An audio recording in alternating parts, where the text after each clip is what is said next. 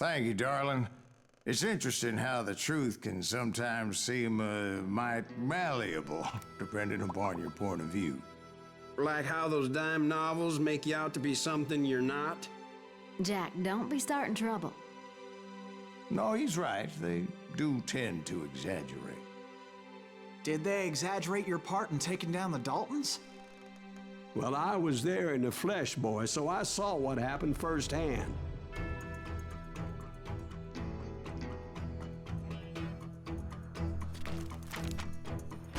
Those Daltons were lawmen once, before they all went bad, robbing banks and trains clear across the territory.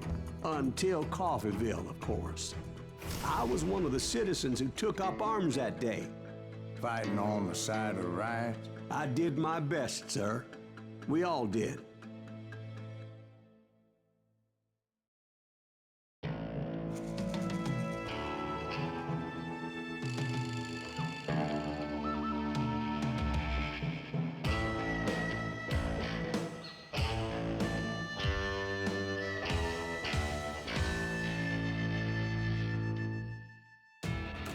It was early morning.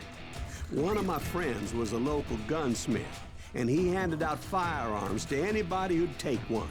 You see, the Daltons got it in their heads to rob 2 banks at the same time. 2 banks on the same damn street. Story was Bob Dalton's girl was always riding him about how he had no ambition. Oh, you're nobody next to Jesse James, she'd say. Finally, the bastard took his brothers to Coffeeville just to shut her up. Well, the locals recognized the Daltons right off. Before they could get away, half the town took up arms to defend their property.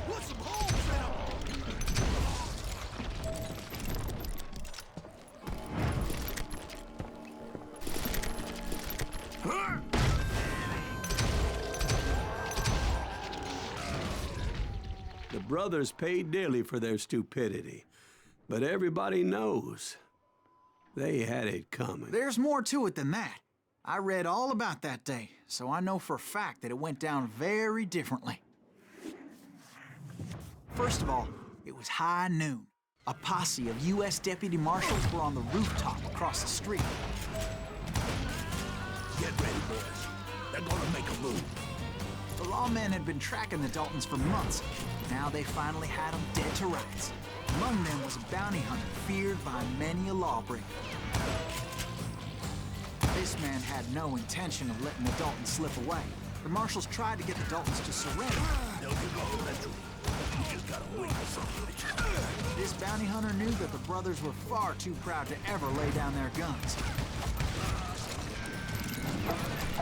He went in there alone to confront those criminals. One of the marshals shouted, "Where are you going?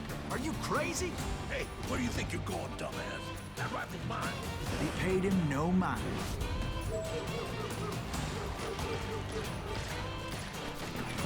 He saw a way to get around to the back of the bank. Then he figured out how to hit the Daltons from a direction they weren't expecting.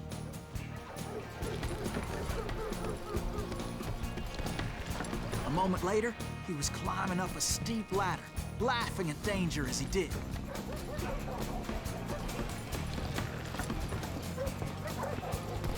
was brave men like him who risked their lives to tame this wild country.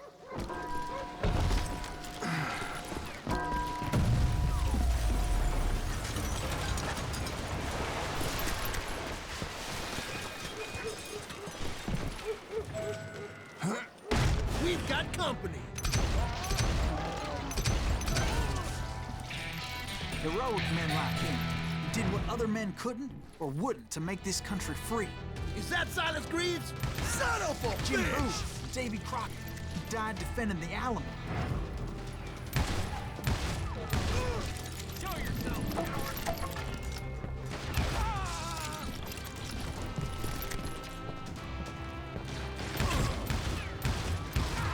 Brother, I'm gonna make you pay for that.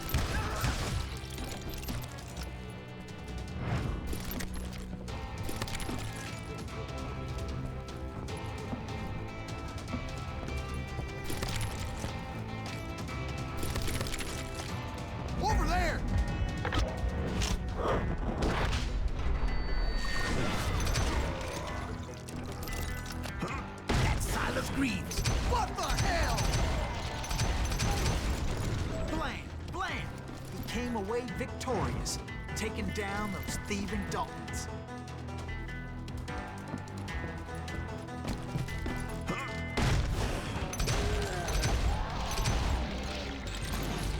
His name was Silas Greaves, and when the dust finally settled, he was the last man standing.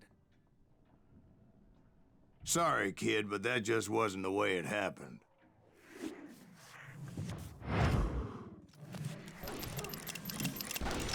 It was early evening, not high noon.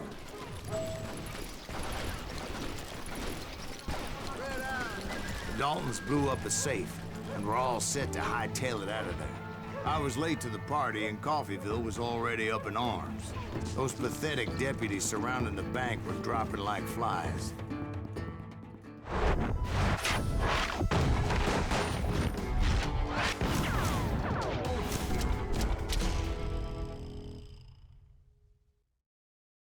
I had been tracking those jokers for months, waiting for them to do something reckless. And finally, they did. Those stupid bastards decided to rob 2 banks at the same time in the same town where everybody knew them. But they still had friends in Coffeyville.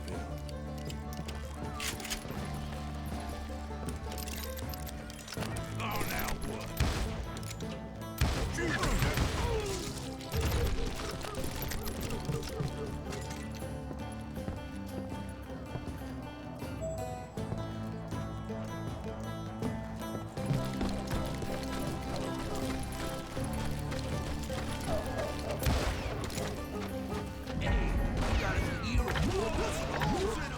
Those friends came after me like a pack of wild dogs, tooth and nail.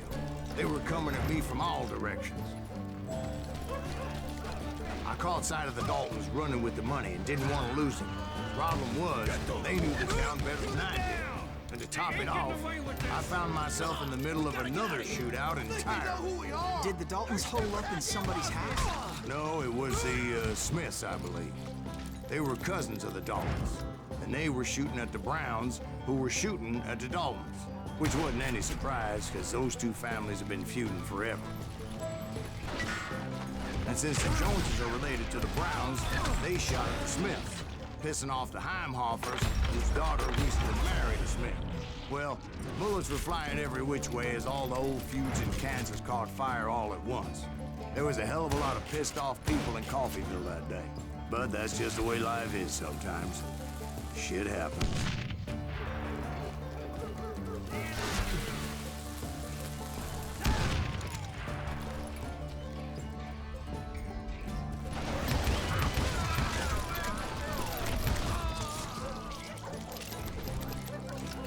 The Dalton boys knew I would never give up. Those Daltons weren't the sharpest knives in the drawer, but they always stood together. They set a trap to slow me down and allow at least 2 of them to escape. The 3rd brother stayed behind to plant me, just in case that trap of theirs didn't work.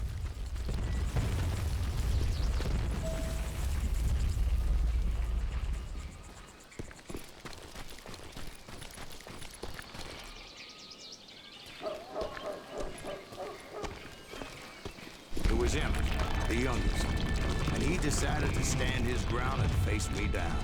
I ain't afraid of you, Silas Greaves. This is where it ends. He was determined to protect his brothers. I understood how he felt. Taking me on all by his lonesome wasn't exactly a recipe for a long life.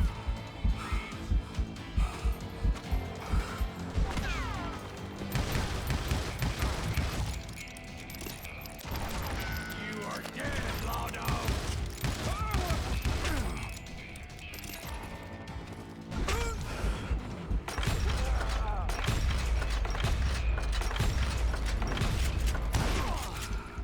I'm gonna plant you where you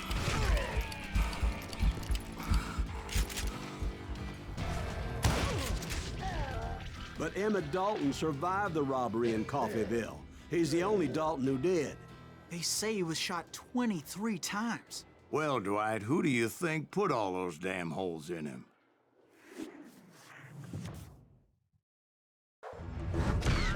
But I have to admit, that boy had grit.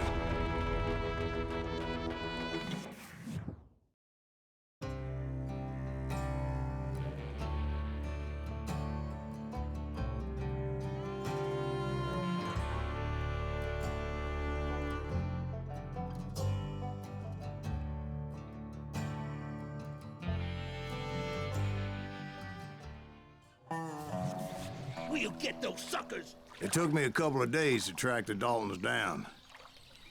They can't get away with this! And in that time, a whole posse of local vigilantes offered to lend a hand. We'll track him to the ends of the earth.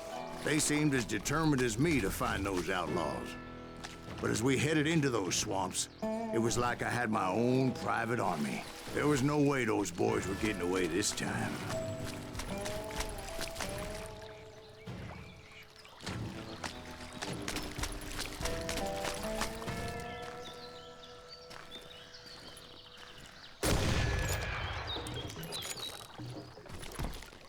It was early fall, right? Beautiful time of year. At least you had the weather on your side. Not by my recollection. It was damp and foggy as hell.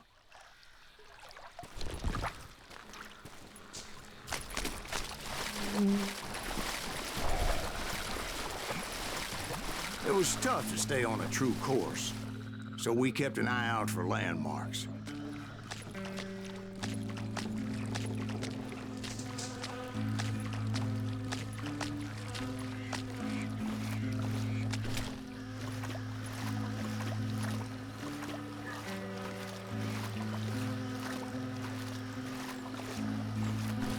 It was autumn.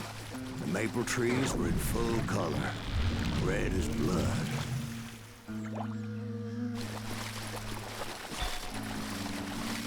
The rains that year were torrential, so the whole area was flooded.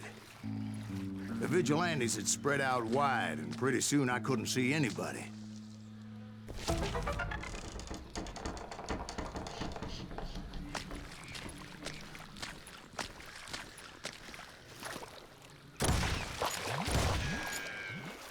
A couple of times I realized I was lost in that morass.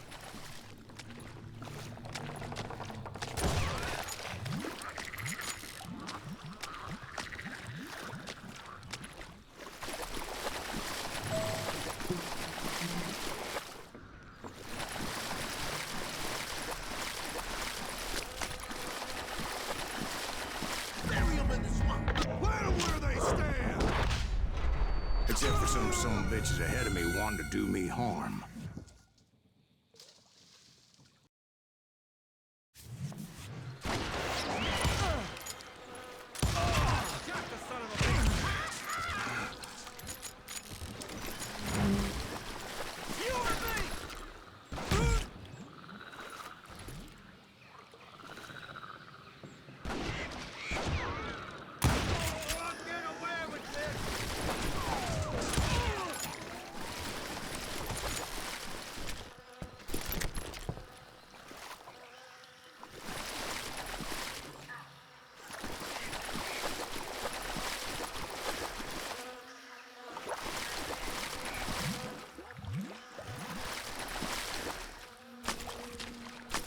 So did you find the Daltons? Not yet. But I did have the questionable pleasure of meeting a few of their friends. The boys had established quite a reputation by that time, so they attracted all manner of riffraff to their cause.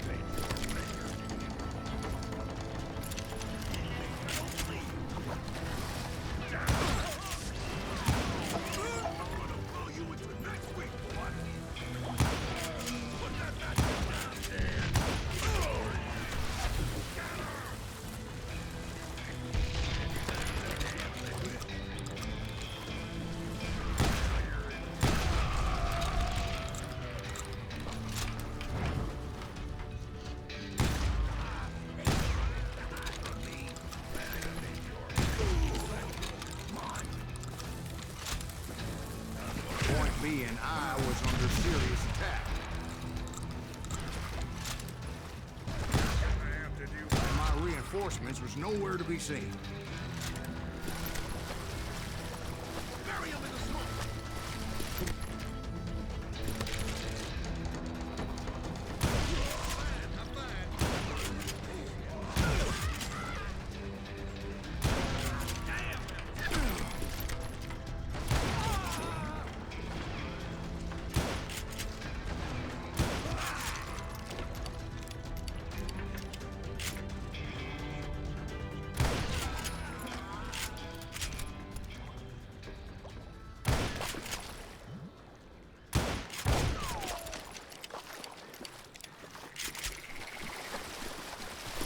But luckily, a barn materialized as if right before my eyes. I scrambled up top to get a better view.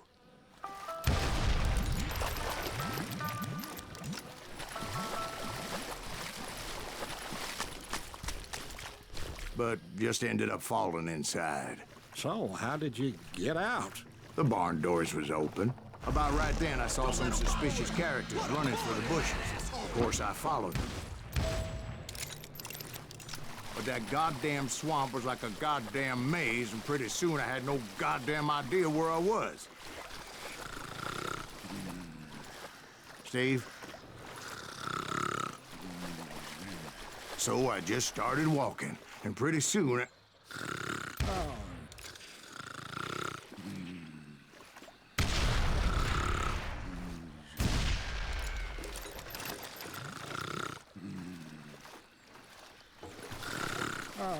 Steve? Steve! Huh? Oh, no, I'm listening. Indians surrounded me from all sides.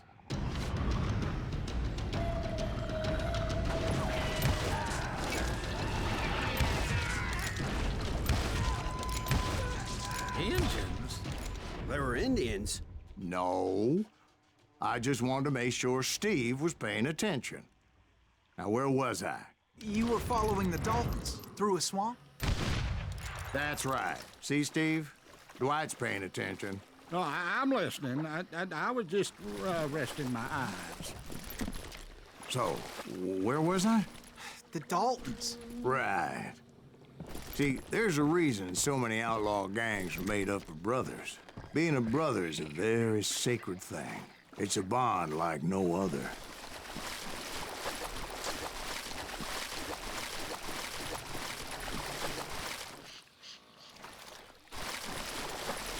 Bounty hunters! Stop that, son bitch! So did you ever find the damn Daltons? Not yet. But I did find a few of their cousins. You Kansans breed like rabbits. More Smiths or Heimhoffers or who knows what.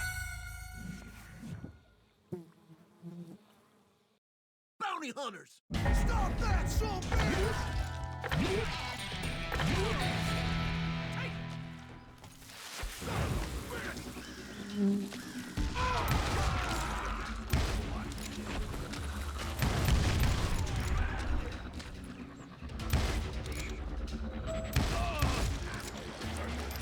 But hell, what's more important than family? I bet Ben knows what I'm talking about. Die, irritate.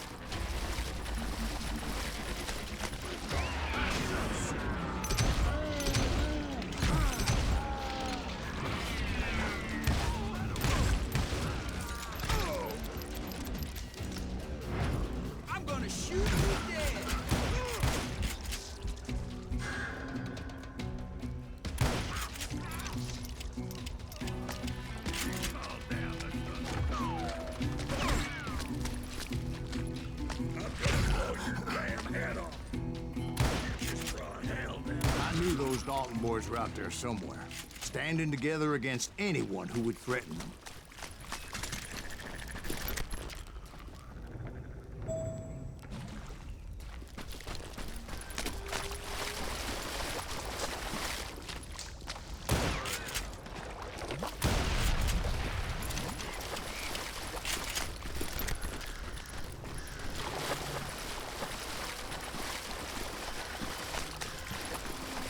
And that's when I saw it. A goddamn steamboat.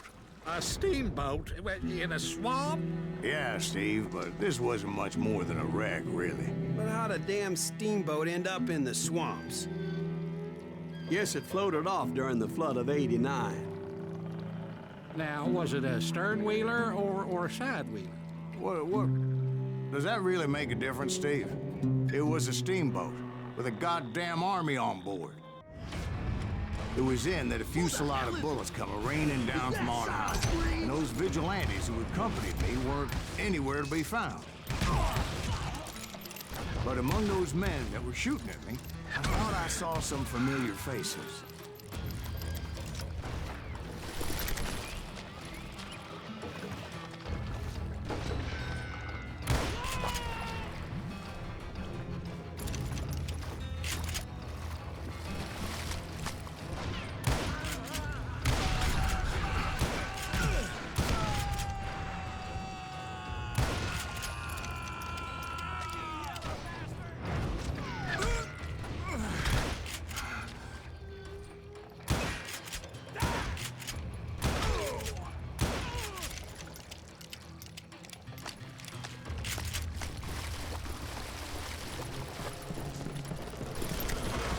Somewhere up there, the Daltons were waiting on me.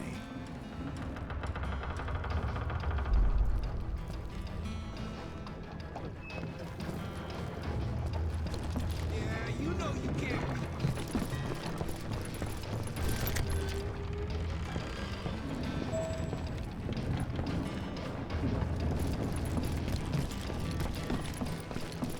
You bastard!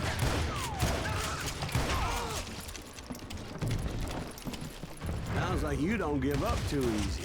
That's the kind of man I am, Ben. I set out to do something. I do it. Surrender just ain't in my nature. Plus, I'm stubborn as hell.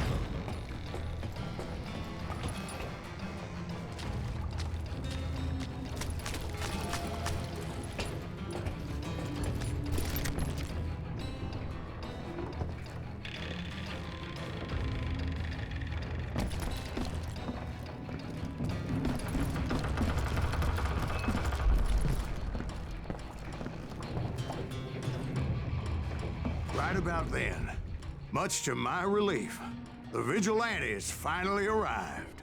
Their leader motioned at a cabin in the middle of the top deck, pointing me directly at the Daltons. I finally had them, after months of dogged pursuit.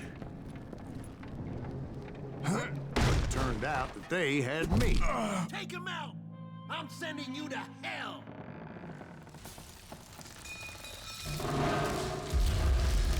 The Daltons had played me like a Tough fiddle. after all this. Apparently, the vigilantes were on their damn payroll. They didn't just want to shoot me. They wanted to burn me alive. But finding my way out of a burning labyrinth proved to be quite a challenge. It was a riverboat, right? I mean, it's not like it was a goddamn ocean liner. Well, yeah, but I was in a Did you fight. hear about that ship that's gonna launch next year? Large as one more.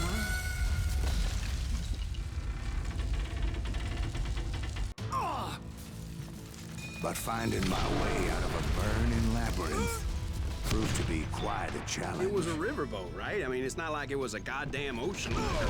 Well, yeah, but I was in a Did you fight. hear about that ship that's gonna launch next year? Largest one in the world. You're talking about the Titanic. If you ask me, it's too blessed to. I don't think it'll even float. So anyway, Don't be stupid, Steve. They know what they're doing. They say that the Titanic is unsinkable. oh God. But getting back to that steamboat, how'd you get off it, Mr. Greaves?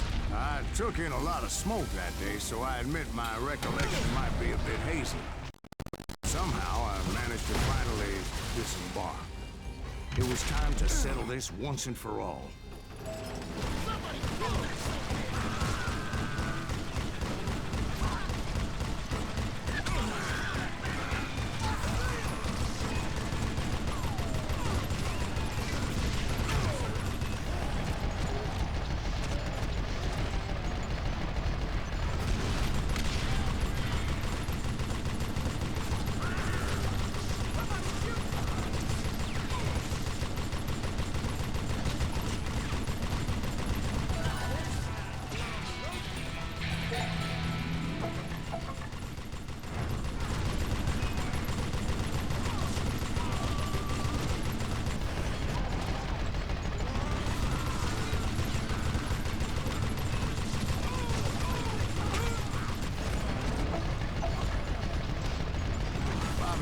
Weren't about to come at me one at a time. They were in this together. Two brothers side by side, determined to take me down. Confident that this time the odds were on their side.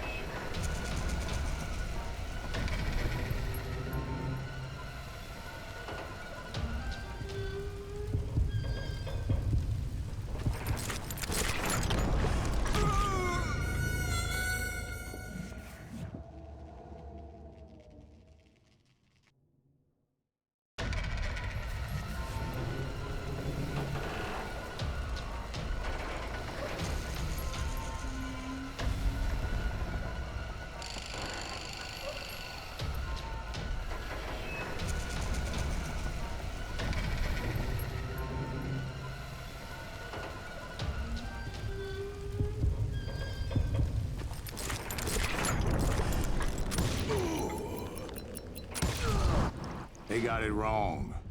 A sad end for those two. If they'd only known that Emmett was still alive despite his wounds. Paroled 14 years later, he moved to California and sold real estate and lived off the legend of that fateful day. And the tragic death of his two brothers.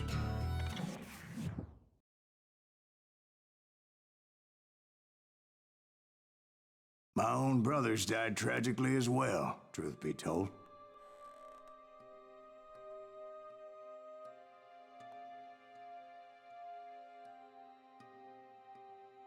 It was 1868, and me and my older brothers were pulling a tidy profit running cattle into Juarez, Mexico. One night after my brothers retired for the evening, I found a little poker game in a cantina with a couple of cowboys. And I just couldn't lose. I even won an old Spanish coin that had to be 100 years old.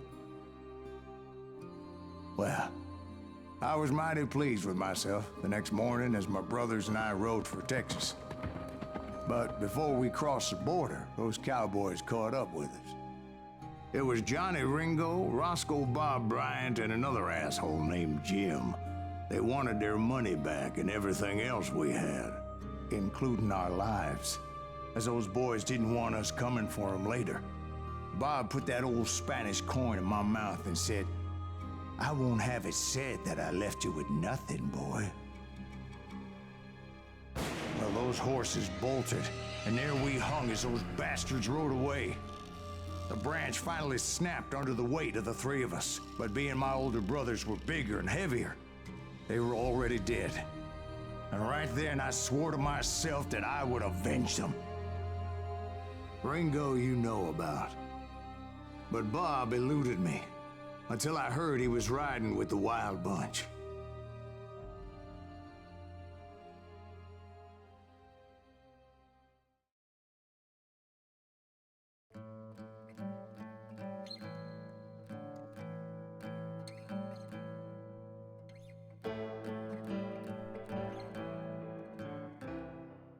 I'd been on their trail for months, ever since they left their hideout in the Bighorn Mountains.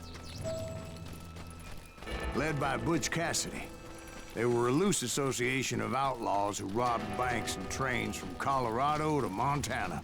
Among them was the Sundance Kid, and that murderous hombre I was tracking, Roscoe Bob Bryant. Were you a part of that giant Pinkerton posse after the Wild Bunch?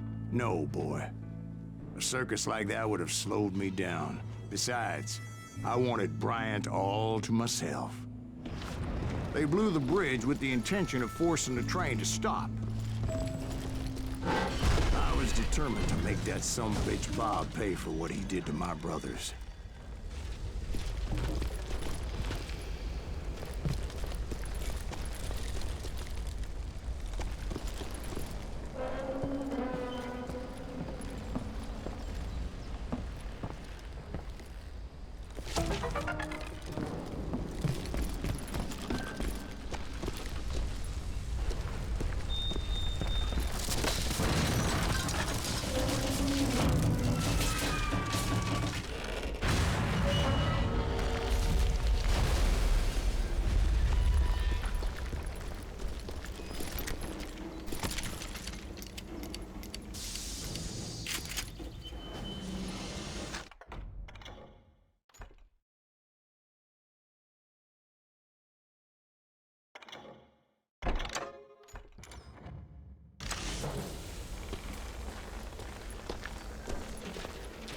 My ears are still ringing from blowing up that ridge. What'd you say? I can't hear a goddamn thing. Well, I made my way off unscathed and came upon a few members of the gang and had no choice but to dispatch them. What the hell? From there, I had to negotiate an even more precarious route.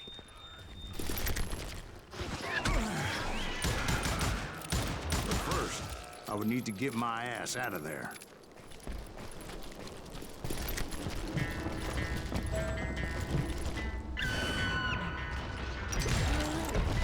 I jumped from the frying pan into the fire as the train was clearly fixing to fall. I had found the gang, but in order to find old Bob, I needed to fight my way forward past a whole passel of desperados. Outside, inside, any way I could, I made my way towards my prey.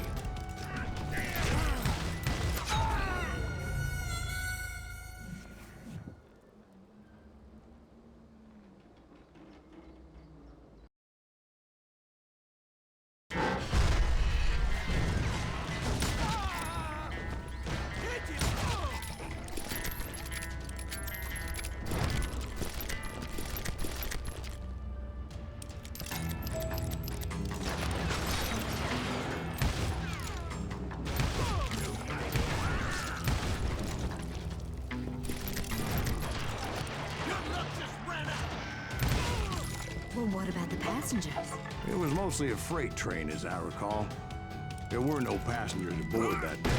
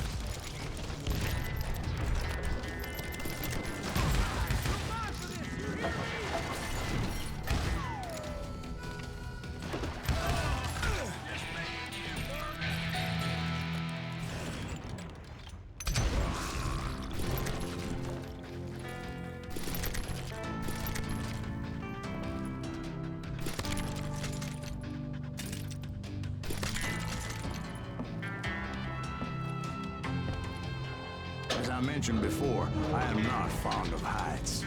But I was too busy dodging bullets to worry about falling to my death. Odds were I was likely to die that day anyway. So I was determined to take down as many of those bastards as I could.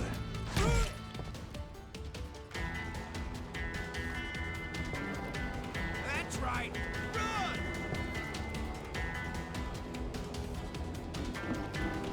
Dead man!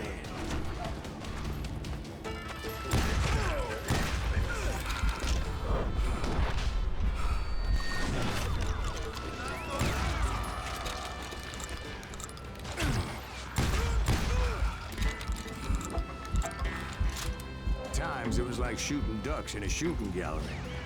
The only difference is these damn ducks shot back.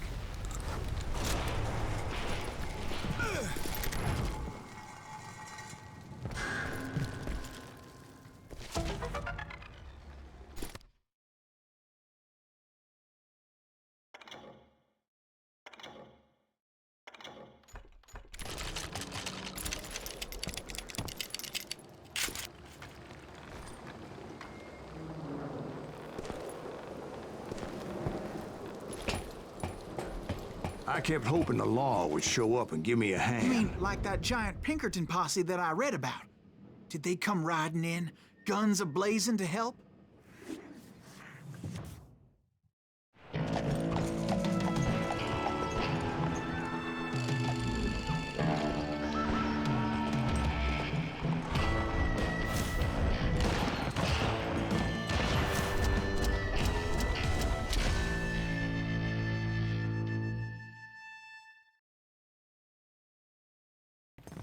Help? From the Pinkertons? No, son. I had to fight the wild bunch all by my lonesome, as usual. Who the hell is that?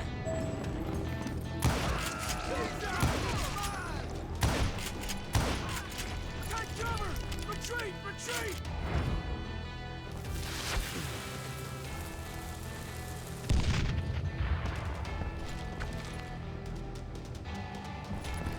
Killing everybody! They'll kill us all! Ah, you're really pissing me off! I'm gonna cut you in two!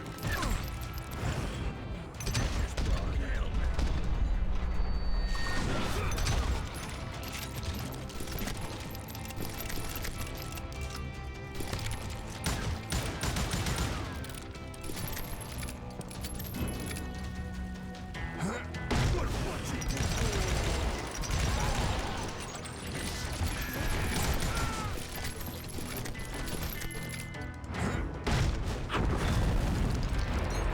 Guess is those dime novels didn't portray this as it happened, did they?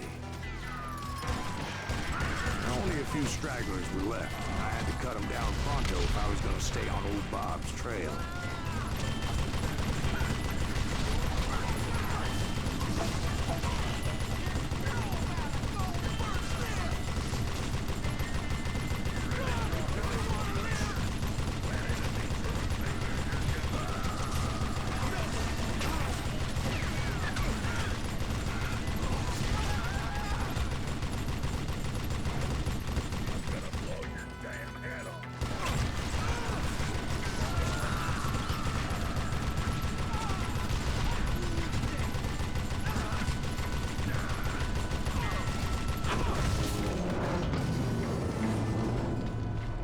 Once I silenced all those guns, I went searching for my nemesis, determined to finally have my justice. But the only survivor who welcomed me was George Flat-Nose Curry. Who was he?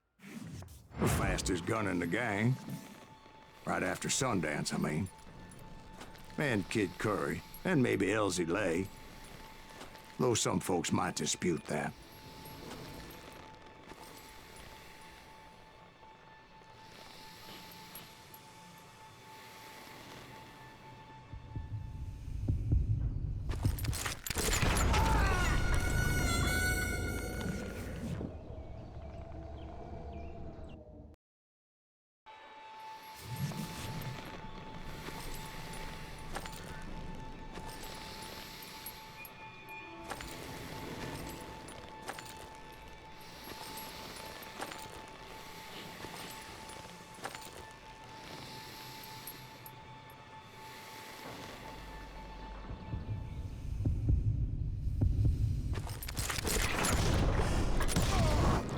that very same day, Butch Cassidy and the Sundance Kid decided to leave the Wild Bunch behind and decamped for South America.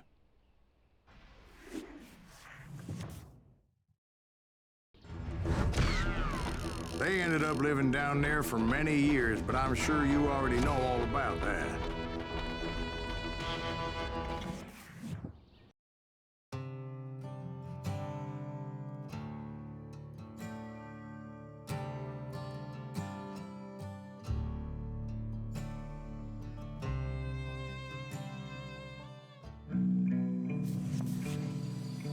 I tried to find Bob Bryant, but it was as if he'd disappeared.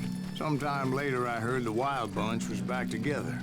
Kid Curry escaped from jail, and now he was running the whole shebang.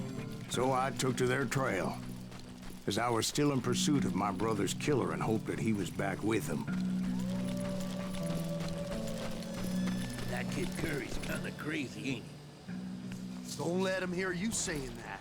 Anyways, I tracked those boys to a camp right outside Parachute, Colorado.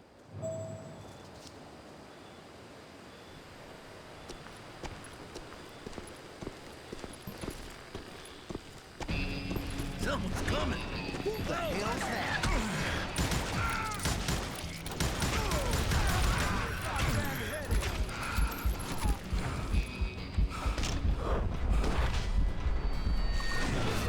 Being outnumbered, I didn't bother with a warning shot. I just started taking those bastards down. Old Bob wasn't among them, and neither was Kid Curry. I could sense him close by, however, plotting something nasty. I just needed a clue as to their whereabouts.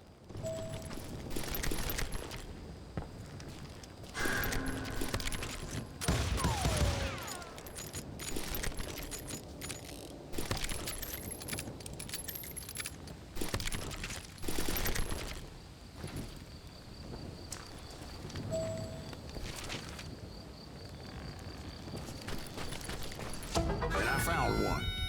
A map with their bold plan clearly marked. This time they were fixing to blow up a train trestle. Property of the Union Pacific.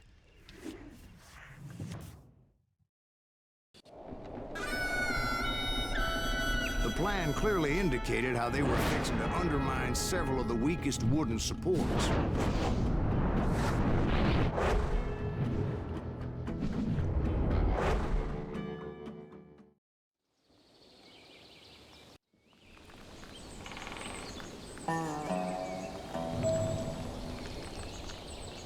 Kid Curry was considered the wildest of the Wild Bunch. It was said that he fathered 85 bastard children, though some say it was only 5.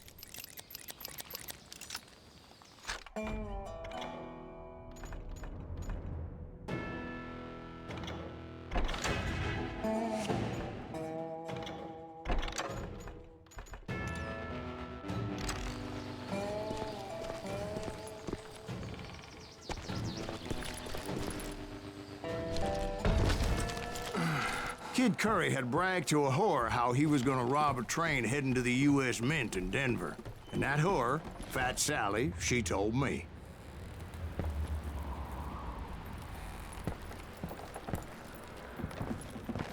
The bridge was rigged with dynamite, so I decided I'd best be careful confronting those bastards.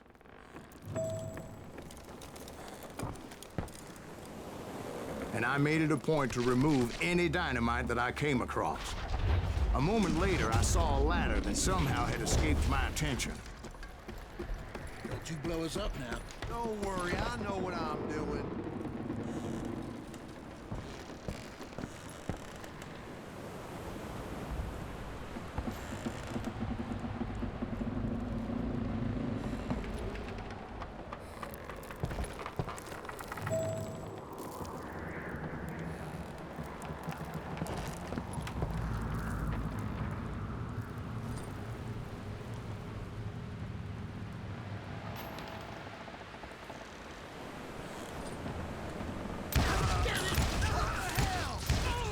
But the Wild Bunch did not take kindly to my presence and attempted to blow my head off. It appeared the kid had found a number of new recruits to bolster their ranks. Guess there's always desperate men willing to trade their lives for stolen treasure. What happened next? Well, having removed the first bundle of dynamite, I decided I might as well remove the other one. Once that was done, I figured I'd find my way from there.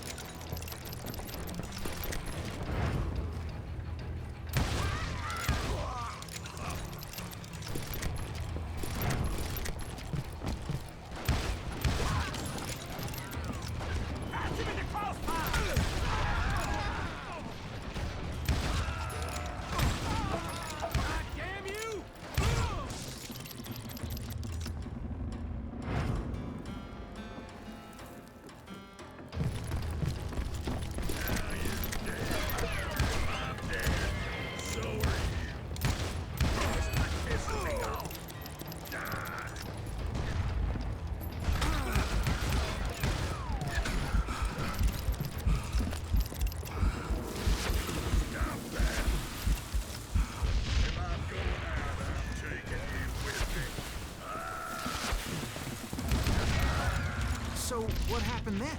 Had to remove more of that damn dynamite.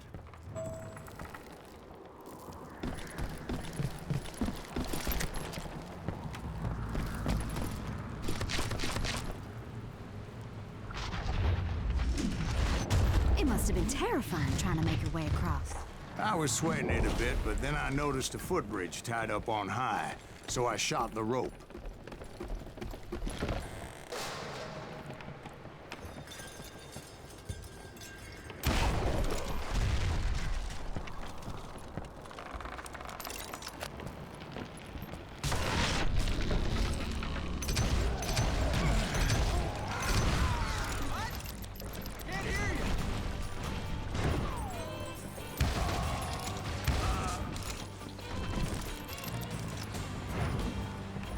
So that was all the dynamite?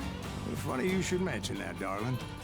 As actually, there was a fourth charge impeding my progress. Once I removed it, my path was pretty clear.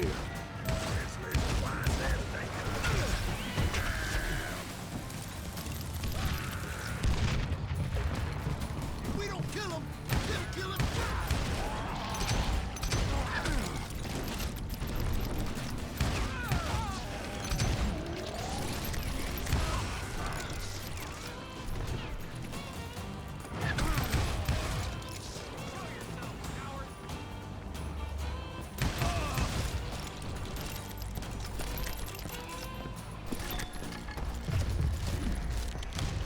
So I proceeded onward and realized that that way just wasn't gonna work. I needed an alternate path forward.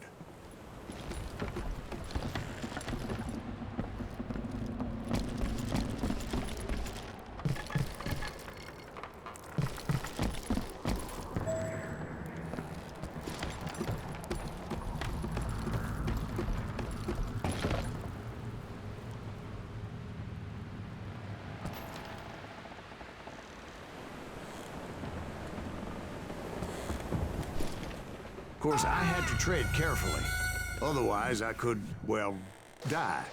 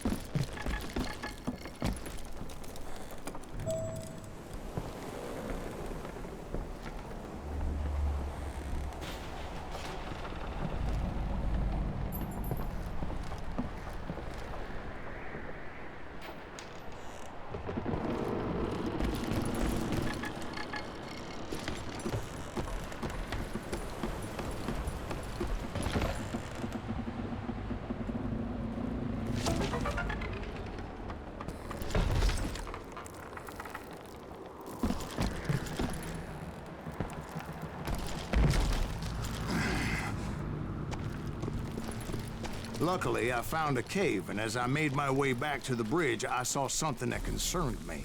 It was a long, burning fuse, and it was moving fast as hell. I had to catch it.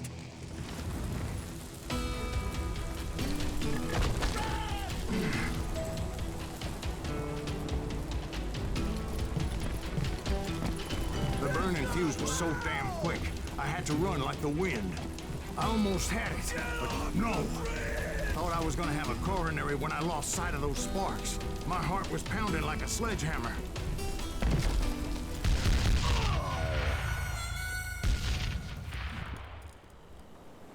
Get off the bridge!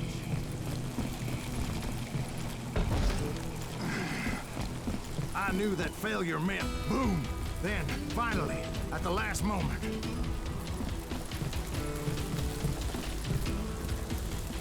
Whew. Of course, I was successful, or clearly I wouldn't be talking to you folks here today. Naturally, I removed the last dynamite charge. Well, it was a touching reunion. But by this time, I was thoroughly exhausted and dragging my ass as I was not a young man anymore.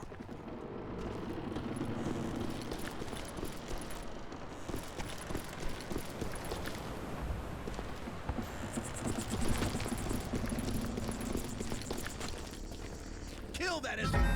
Make him bleed! Send him to perdition! Finally, I found those boys. Or more precisely, they found me.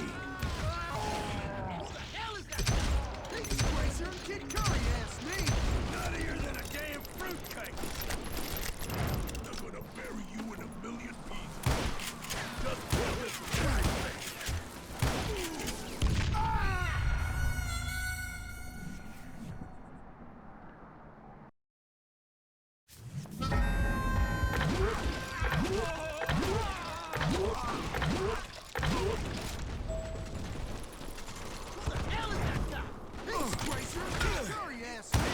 Nuttier than a damn fruitcake!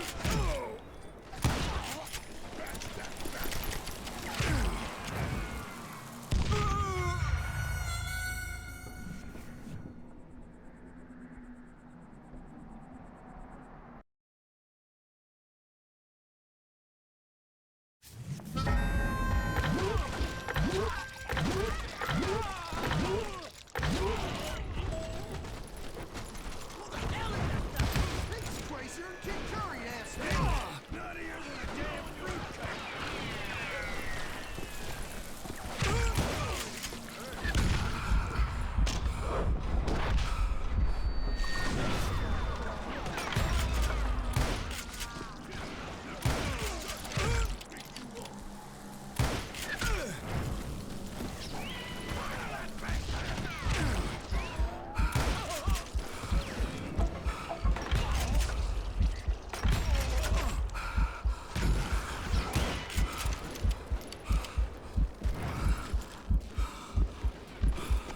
Shoot that asshole!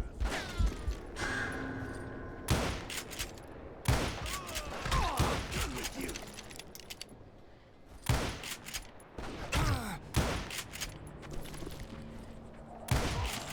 Come on, man! Come out, you yellow bastard!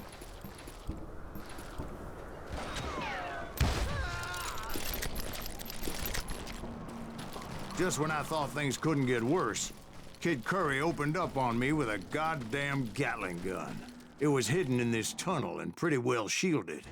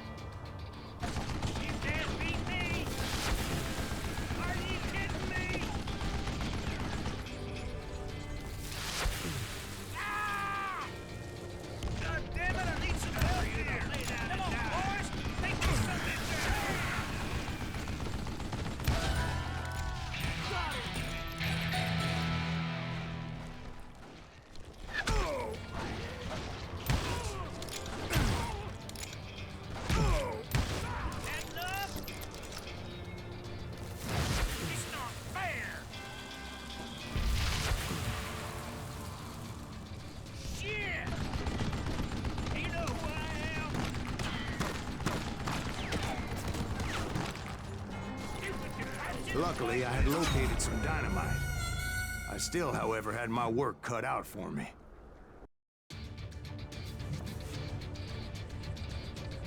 You can't hide forever! It's the last mistake you'll ever make!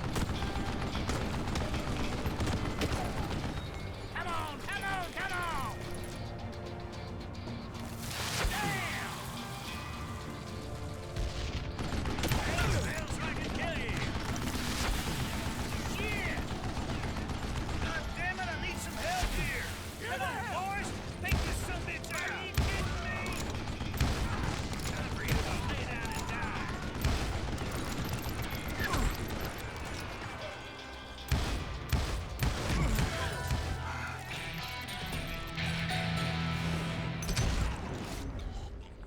Guess you had enough, huh? It's not fair! Ah! You know who I am! Beat fat bastard! Give me a hand here, goddammit!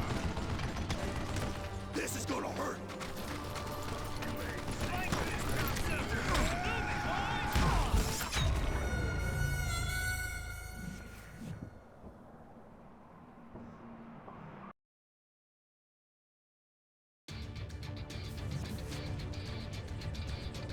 I think he's scared!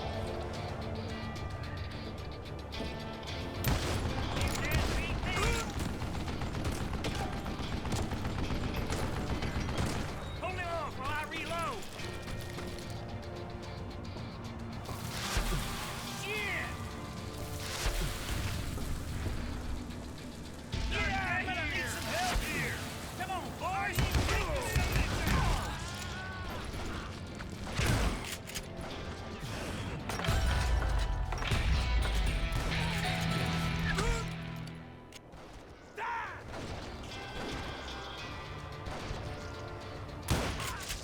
What are you? Yella? Ah! It's not fair! Scalp your ass. Beat Gonna fat cut you a bastard. new Give me a smile. hand here, goddammit! Like this or not. Move it, boys! Time for you to lay down and die.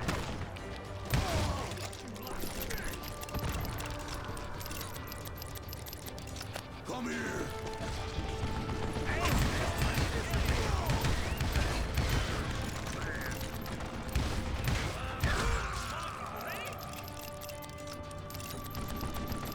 Last mistake you'll ever make.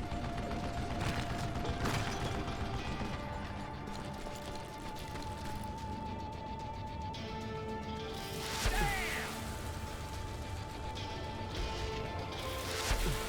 Show yourself, you coward! Eventually, I brought that tunnel down. And that's when I met Kid Curry himself. He had decided to stop pussyfooting around and deal with me personally.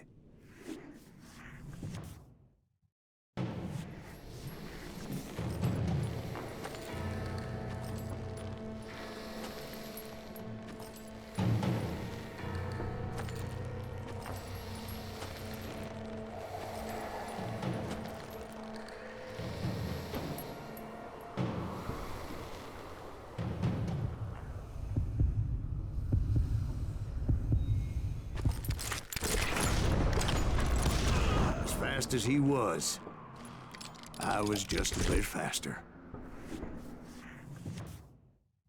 And as he lay wounded, I demanded to know the whereabouts of Roscoe Bob Bryant. He shouted at me. Is that what this is about?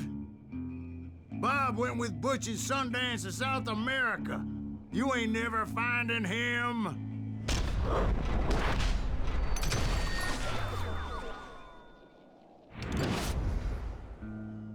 Those were his last words.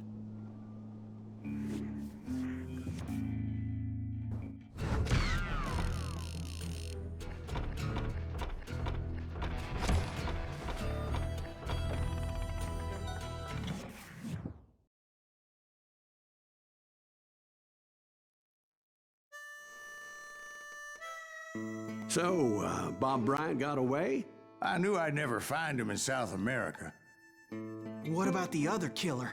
Yeah, you kinda glossed over that one.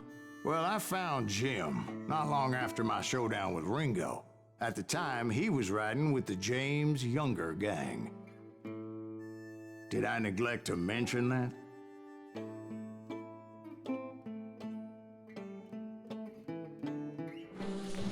Jesse James? The greatest outlaw who ever lived? Jesse and his kin rode with Quantrill when he raided Lawrence, Kansas, and killed near 200 people, boy. Ah, nothing great about that. And from there, him and his brother went on to rob banks and trains from Kansas to Missouri. Which is why there was such a rich bounty on their heads. 40 grand for both of them, dead or alive. That's one hell of a payday.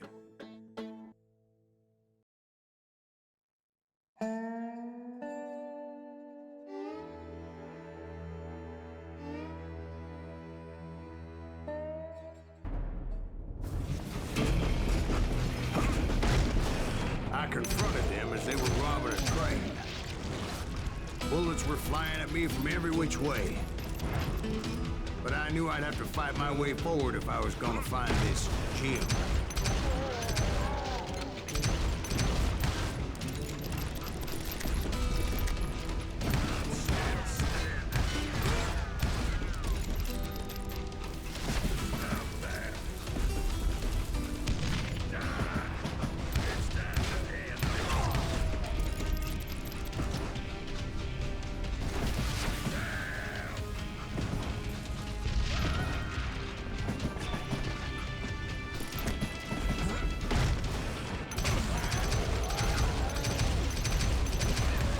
Wait a second. Now, how'd they stop this train in the first place? Well, the James boys were experts at this.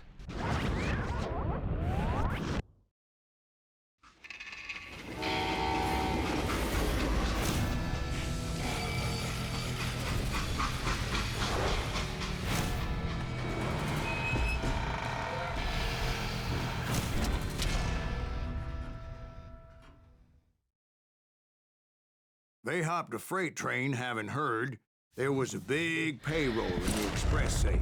So, I hopped the same train.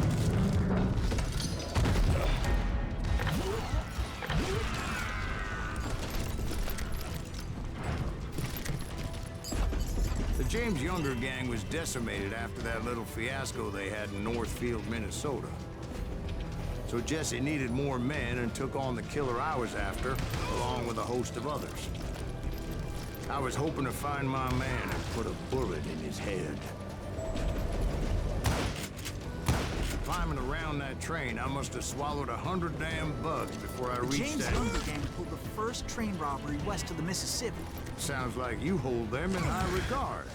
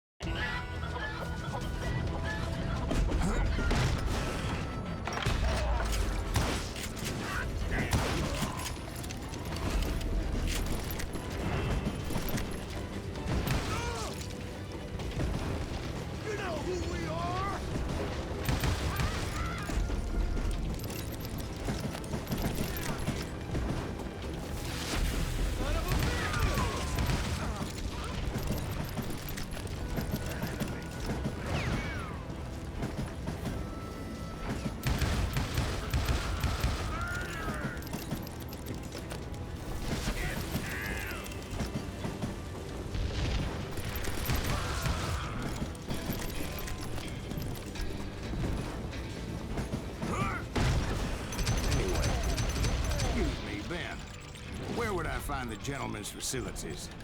Suddenly I have an urgent need to drain my one-eyed snake.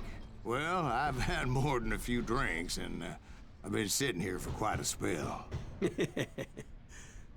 Right through there. Let me show you.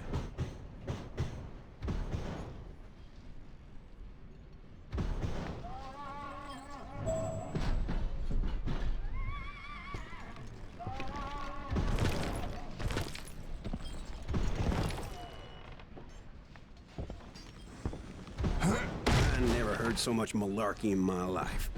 You think he's bullshitting us? You don't think he's Silas Greaves? I think he's just some old drunk looking for some free liquor.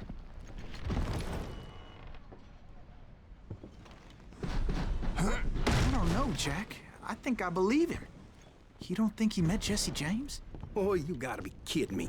That story makes no sense at all. Jack. I mean, you gotta be 2 bricks short of a load to believe that cock and bull story. I don't agree. Jack, lay off the But bar. you seriously think that tired old man went toe-to-toe with Jesse James? Well, that's better. Did I mention that this Jim was married to the infamous Belle Starr? Of course, I didn't learn that until later. Anyway, I made my way forward the best I could. Around the sides, over the roof. Show yourself!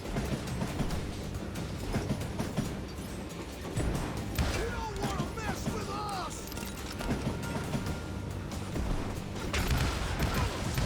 At some point, some bitch saw me and shouted out, "It's a damn Pinkertons!" Damn Pinkerton! Now, I never worked for that limey cocksucker, but I guess they assumed I was one of his assassins. Those evil bastards firebombed Jesse's mother's house and killed his stepbrother. It was no wonder each and every asshole on that train wanted me dead. Everybody's always mistaking you for somebody else, aren't they? Why is that, I wonder? Don't rightly know, Jack. I'm just telling you how I remember. I bet you are.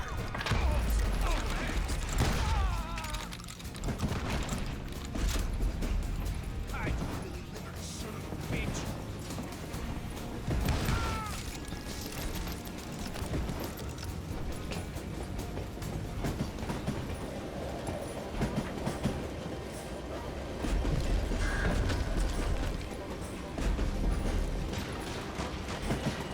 You can't fight Jesse!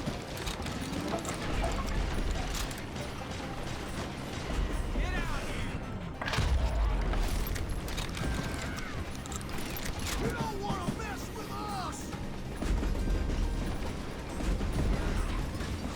I came across a flat car piled high with logs and had to come up with a creative way to make my way forward. Sorry, son of a bitch!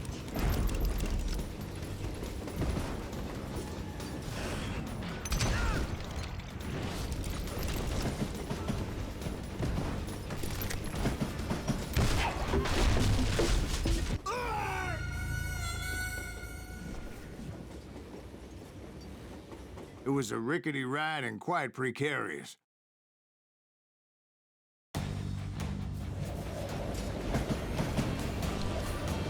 Better hide! Shoot that stupid son of a bitch!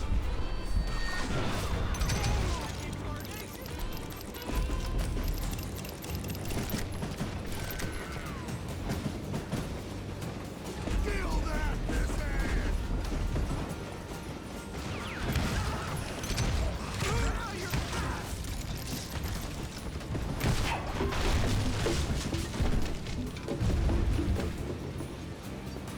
I wondered if I was ever gonna find the front of that train, or the bastard I was after. Right about then, I was attacked by some asshole on a Gatling gun. Yeah, seems like you run into a lot of them. Asshole? Gatling guns. Yes, I did. Now, I don't remember how I took it out. It was either a bullet or dynamite. Where would you find dynamite? Does it really matter, Jack? You're messing with the flow of the story here.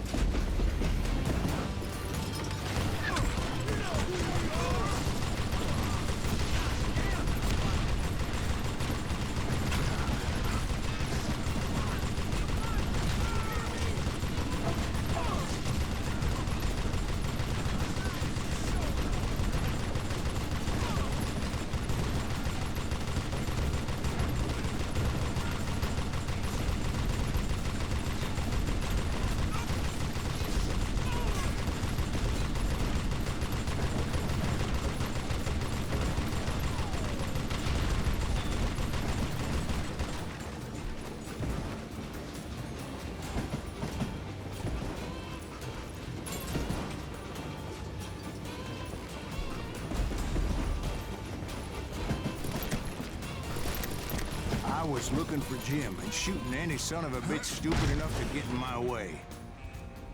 And that included Jesse James himself.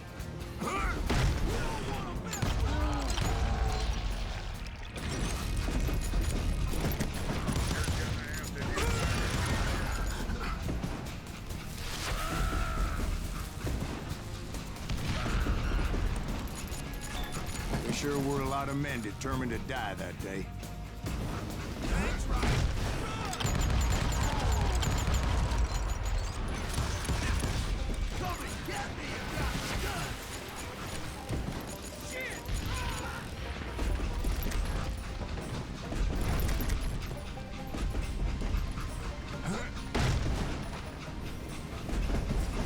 It was then that Jesse detached the express car from the rest of the damn train.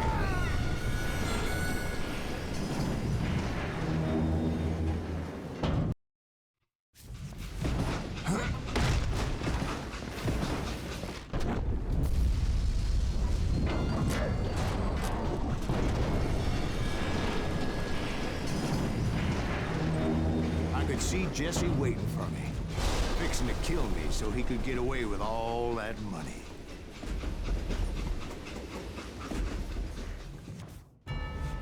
You had a showdown with Jesse James?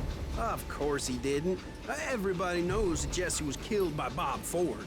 Yeah, Jesse went out like John Wesley Hardin. Coward shot him in the back of the head. Guess it doesn't matter how far you run, does it, Ben? Your past always catches up with you.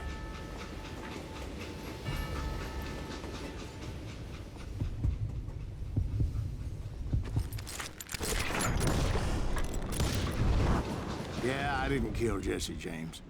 Just wounded him bad enough to convince him to hang up his guns. What about that Jim fella? What happened to him?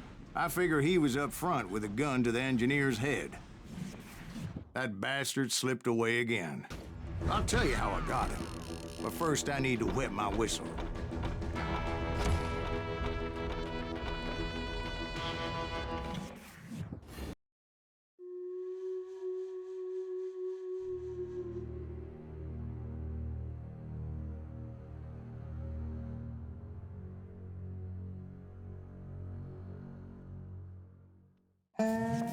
After my showdown with Jesse, I continued to track his brother, Frank, and that son of a bitch, Jim. I followed those bastards into the high mountains as they were going to ground. What mountains would that be? Somewhere in the Ozarks, I believe. The perfect place to hide out from the authorities. In fact, before I could find them, some Indians who fled the res and were hiding out from the military found me first. They probably thought I was a cavalry scout and didn't want me telling the military where they were. Injuns? Yeah, they could have been Cheyenne, but there was all sorts of renegades roaming the landscape back then.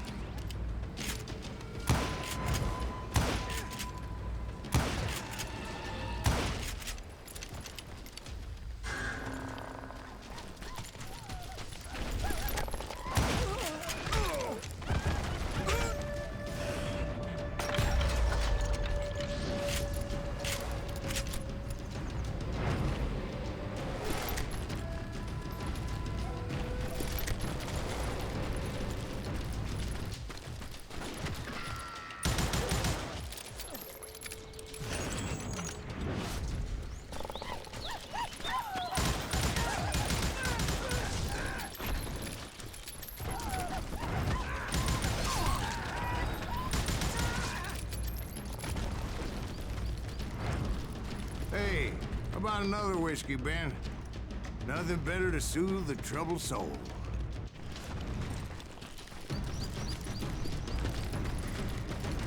Now, where was I? Indians, right. I had more than my share of run-ins with the Red Man. Like that time... Did I tell you about Grey Wolf? Yes, sir. You did. Ah, of course I did. In fact, I could still remember that old medicine man's words to me. Jesus Christ, we're back to that again? You carry great darkness in your heart. It will claim your soul. You will come to this place again and kill many more men.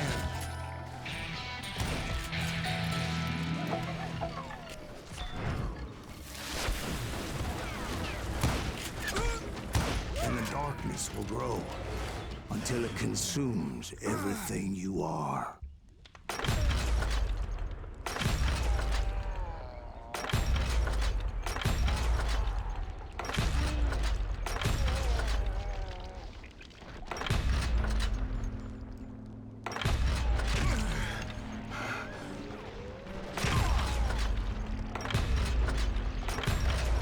So, did you ever find him? Who? The man you were after. Let me ask you something, Ben. You ever think about death? Mr. Greaves, are you all right? Oh, death. Oh, death.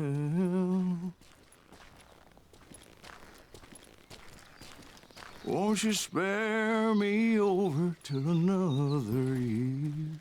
What is this that I can't see with ice cold hands taking hold of me?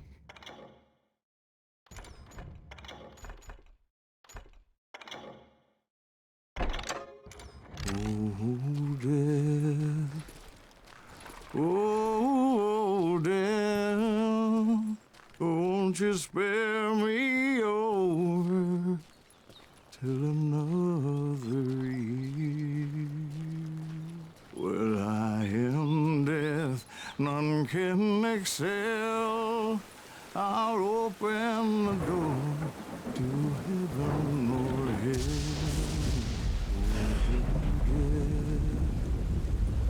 Oh, death, won't you spare me over till another year?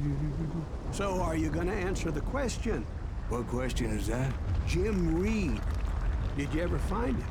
Reed was indeed that son bitch's surname. That's right, Ben.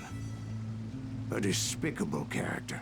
I remember him laughing like a hyena that cold morning they lynched me and my brothers. He was intent on avoiding my vengeance, but nothing was gonna stop me. Nothing.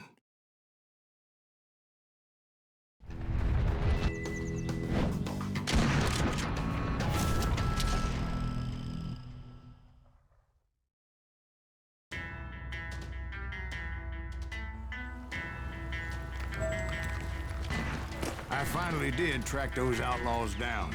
They had long rifles with scopes and were well positioned to pick off any poor soul who came anywhere close.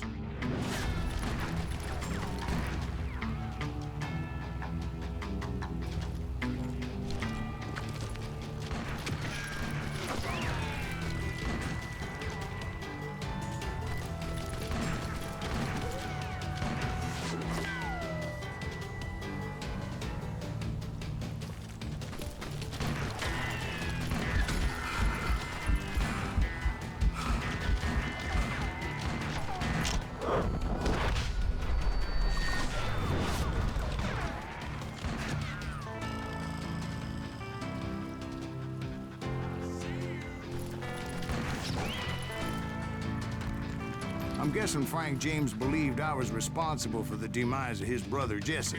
I couldn't really disagree with the man, as I thought Jesse was dead then as well.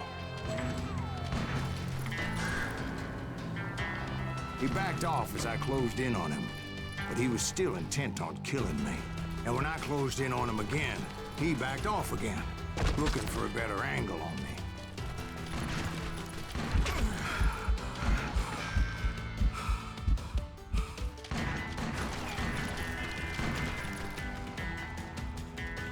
Hell, I can't fault Frank for wanting his revenge, as I was there for the same damn reason myself. At this point, I'm guessing you think Silas Greaves is a worse murderer than Jim Reed ever was. No, sir. A man who spent half his life killing somebody's brothers, fathers, sons. I think you were just looking for justice, sir. Is that what I was looking for, Dwight? Is that what it was? Justice?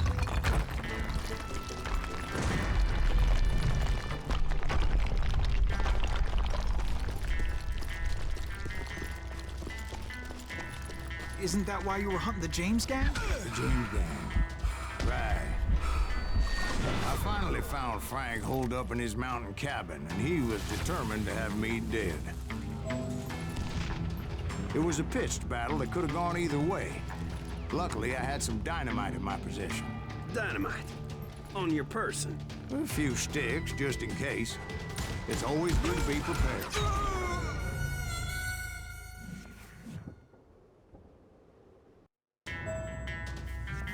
It was a pitched battle that could have gone either way. Luckily, I had some dynamite in my possession. Dynamite. On your person. A few sticks, just in case. It's always good to be prepared. Right. I'm just laying out the facts as I remember them, Jack.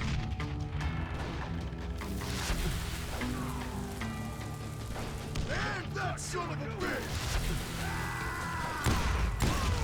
Take him out! He's just one man!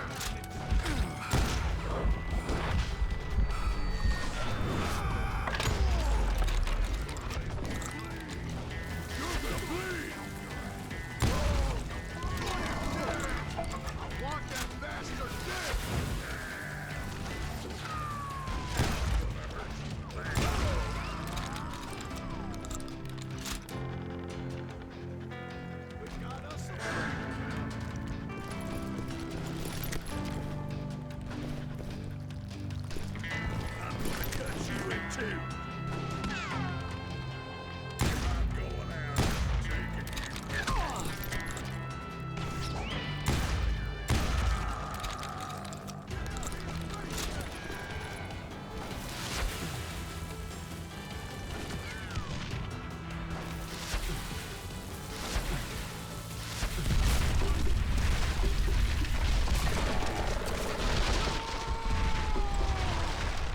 Shack?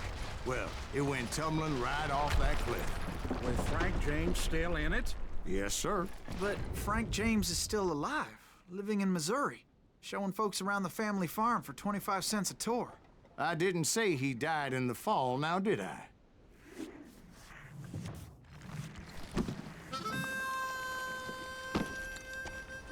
I'm done with this damnable outlaw life! Kill me, don't kill me, do what you will! At this point, I just don't give a shit. I explained to Frank that I had nothing against him personally and that I was looking for someone else. You want Reed? Have at him. I never did like that bastard. I am done here. We parted in peace as Frank pointed out the path to my prey before making his way back down the hill.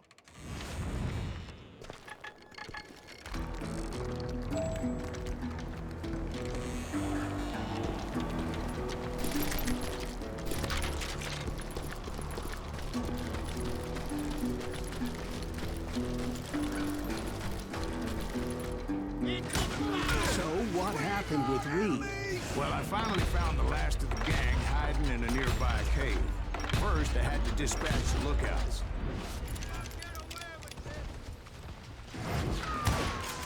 But I was determined not to let that murderer escape my revenge again.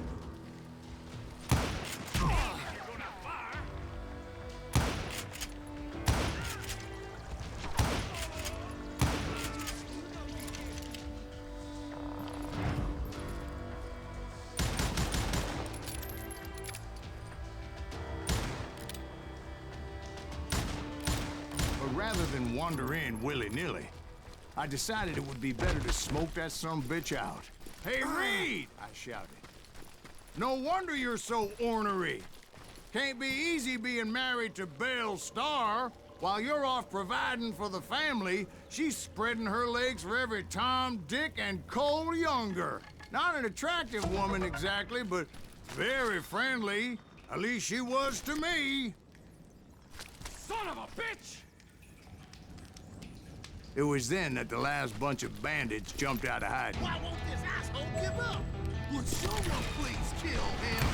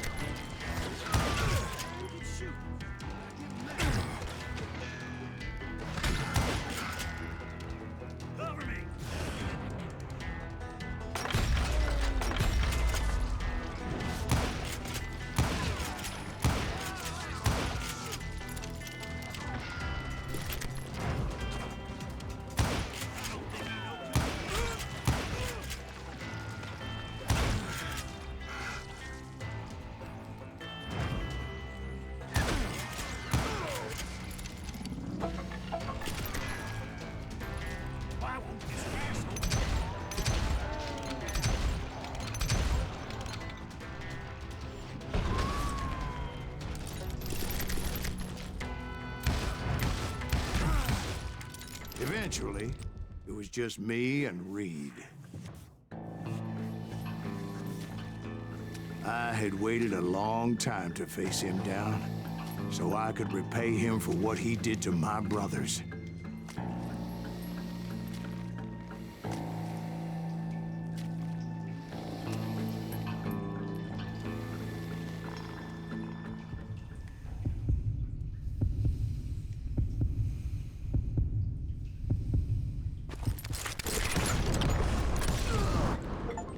And repay him I did.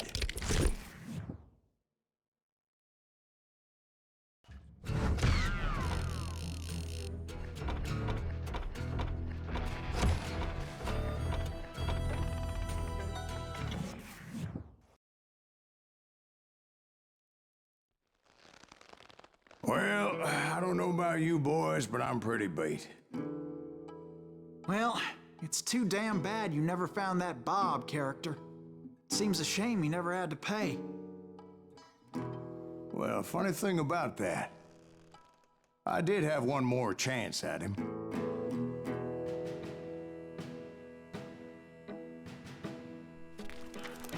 Six months ago, I heard that Butch and Sundance were back in the States and had gathered up some of their old gang. I tracked them down, hoping that Roscoe Bob Bryant had returned with them. So you're saying they didn't die down in Bolivia? That's what I'm saying.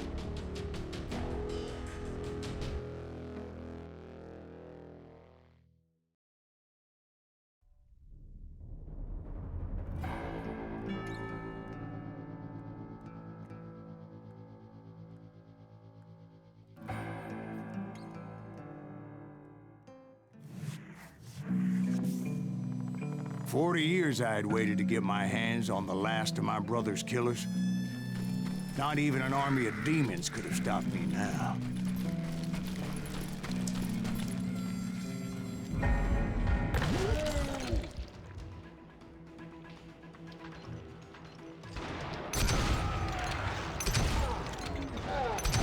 Both Johnny Ringo and Jim Reed fell fairly quickly. But the last one, Roscoe Bob Bryant. That son of a bitch had managed to escape my vengeance time and time again. I couldn't even be certain I'd recognize him after all those years. By now, he had to be close to 70. For all you know, he could have been dead. That thought had indeed crossed my mind, as did others. For instance, did my thirst for vengeance turn me into something worse than the man I was after? By this point in my storied career, I had killed more men than Bob Bryant ever had.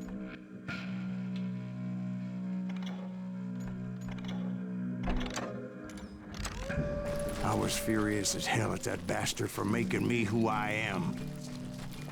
A man with no family, no friends, no purpose except shooting Bob Bryant dead.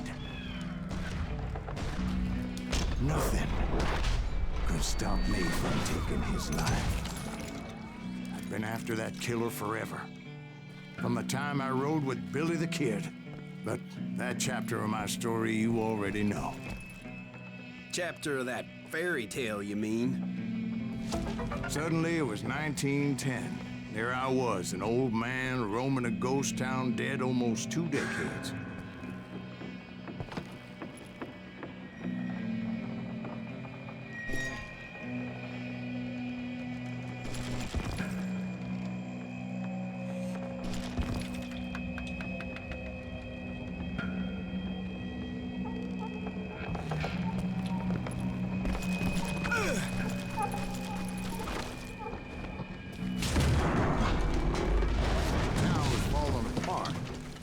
Just like me.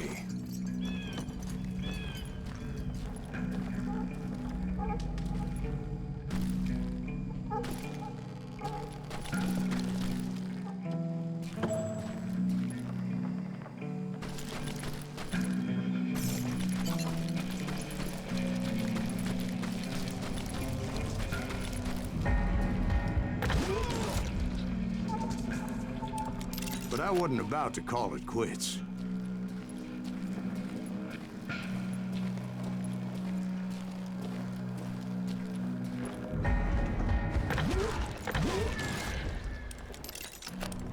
Even though the ghosts of my dead brothers were begging me to end what I started so long ago.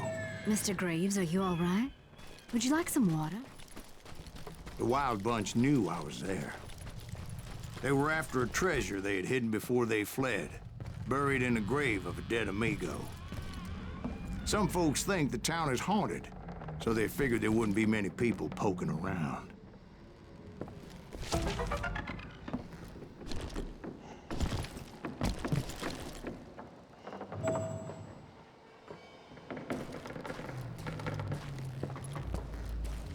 I intended to fill that grave with Bob Bryant's corpse.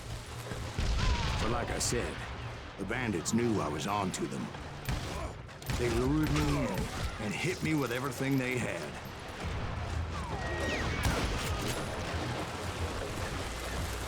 Put that geezer in the ground!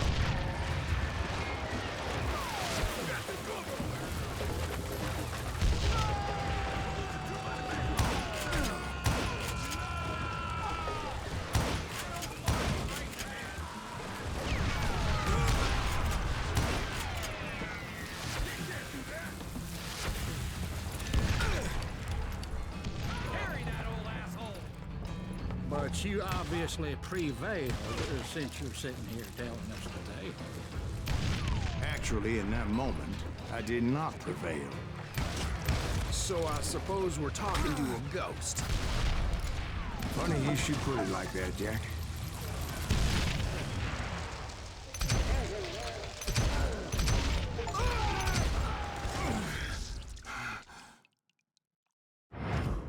Because when I woke up,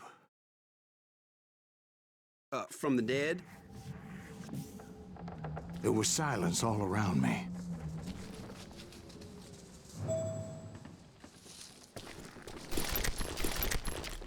I could swear to God I saw Billy then. Billy who? Billy, the kid. William Bonney. He was shooting at me from a rooftop. Here, there, even over there. So I am right. You are titched in the head. Mr. Greaves, perhaps we should switch you to coffee? You see that old Indian again, too? No, but I did see Billy's killer, Patrick Floyd Garrett. He came at me guns a-blazing.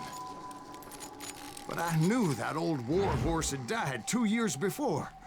I wondered if maybe I was dead too and confronting the ghosts of my past. Perhaps all my sins were coming back to haunt me and drag me down to perdition. I saw Henry Plummer throw dynamite at me.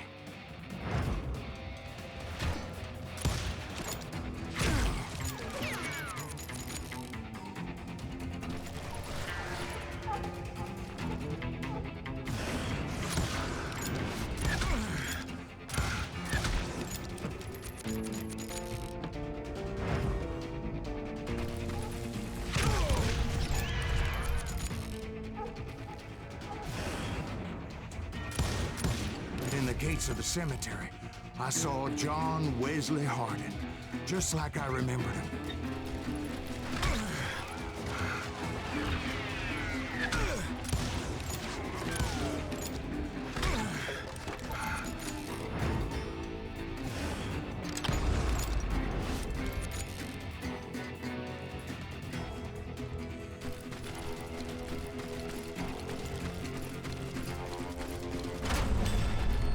Robert Ollinger appeared with his terrible double-barrel shotgun.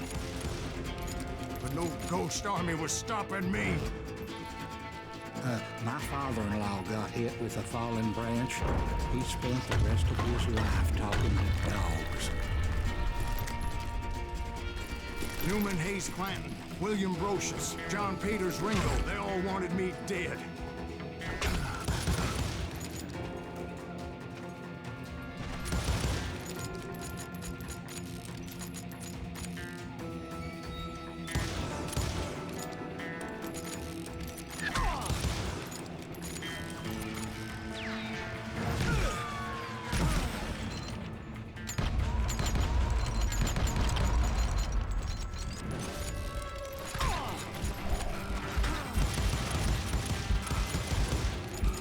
brothers, Robert and Grattan, guardians of the Garden of the Dead.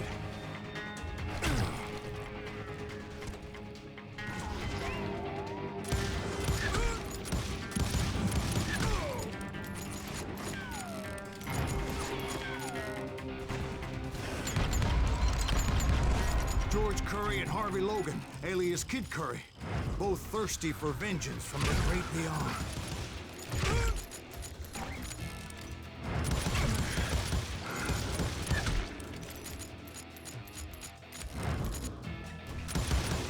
Jesse, Woodson, James, and Jim Reed, each one deader than the next. I thought I would go crazy. Thought?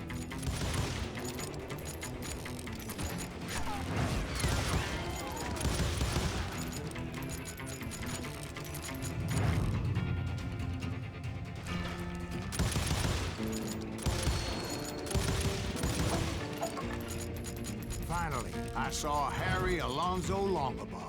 The Sundance Kid? Like a general leading his Legion of the Dead. You told us before that you've seen him alive. He was alive.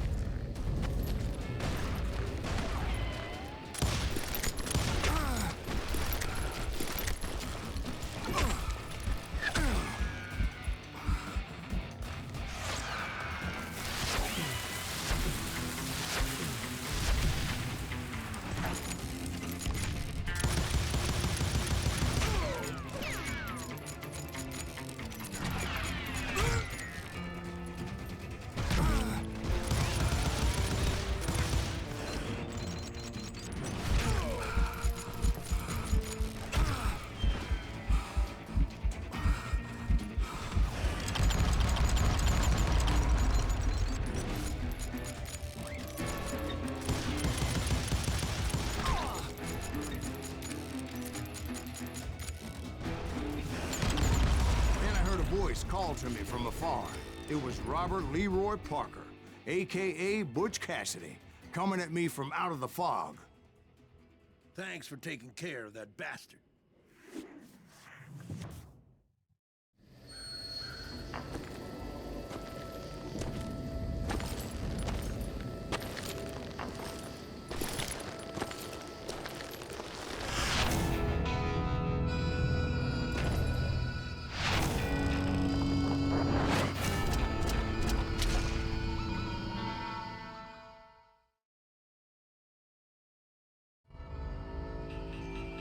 But the kid wasn't quite deceased. Not yet. Takes more than one little bullet to kill the likes of me, partner.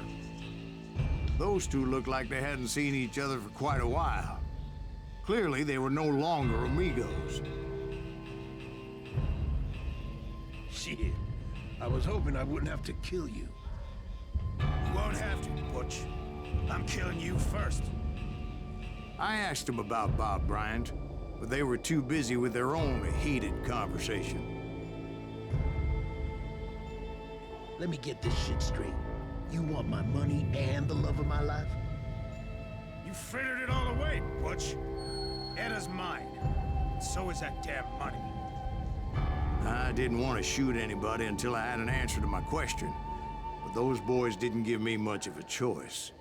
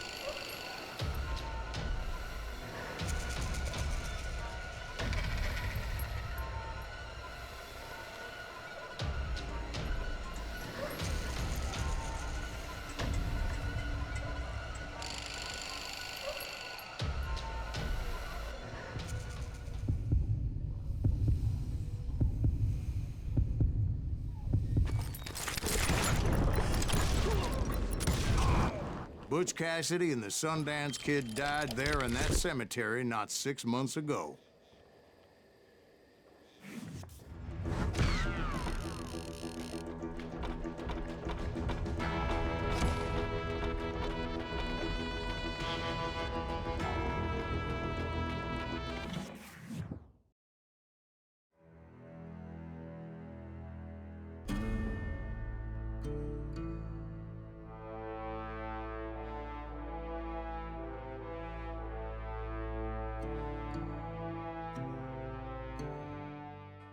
Butch Cassidy and the Sundance Kid were killed by the Bolivian army. Everybody knows that. That's the legend, but it ain't the truth.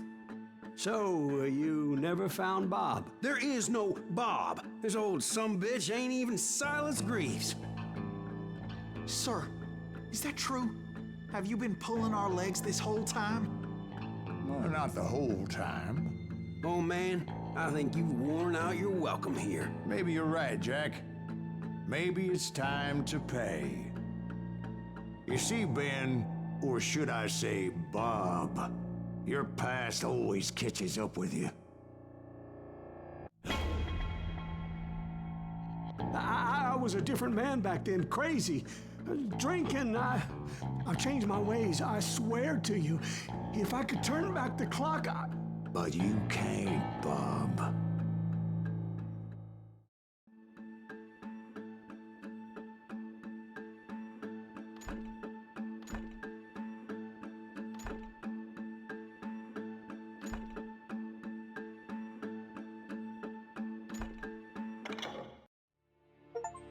Why'd you toy with me like that? Telling those tales, knowing all along. Why not just lay your cards on the table? Wanted to suss you out, Bob. See what kind of man you turned out to be. Maybe prod you into drawing on me. See, all those years on your trail turned me into a killer. Can't even remember who I was before you tried to murder me. You, on the other hand, walked that very same path in exactly the opposite direction. What do you mean by that? You think your life is worth sparing, Bob? Boy, what's your name again? It's Eisenhower, sir. Dwight Eisenhower. What do you plan to do with your life, Dwight Eisenhower? Tomorrow I'll be leaving for West Point, sir. So, you want to be a soldier? Well, then do it right, son. Don't tear down the world out of anger and spite like I did. You build it up. You do something decent with your life, you hear me? Sir? Yes, sir.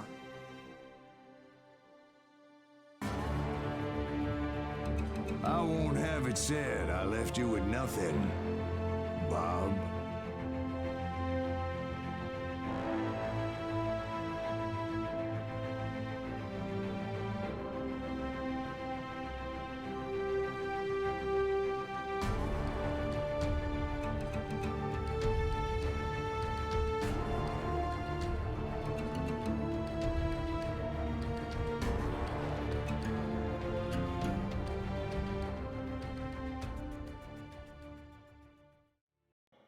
Oh, dear.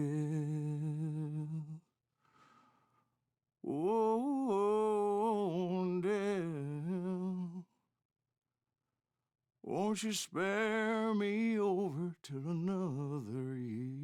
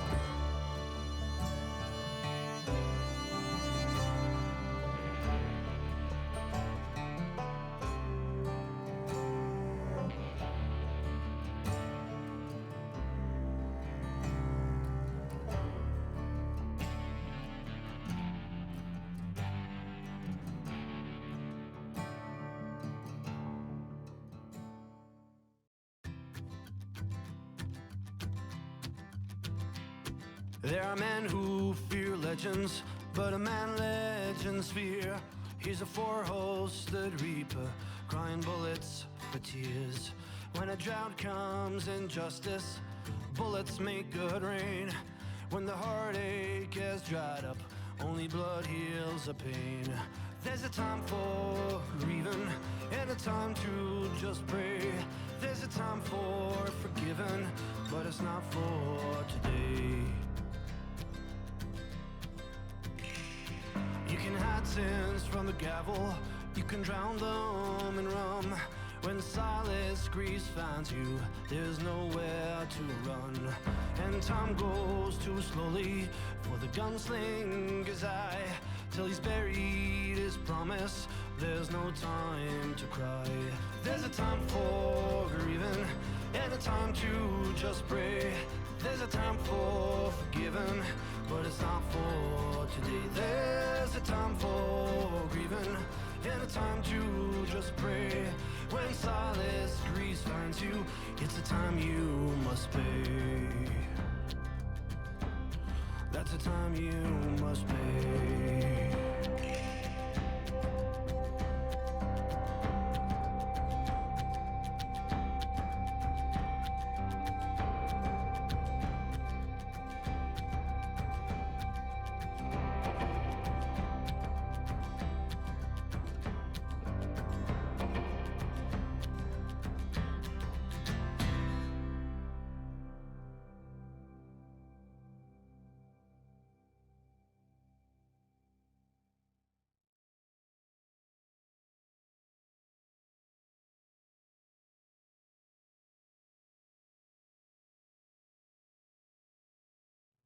Oh, dear. Oh, dear. Won't you spare me over till another year?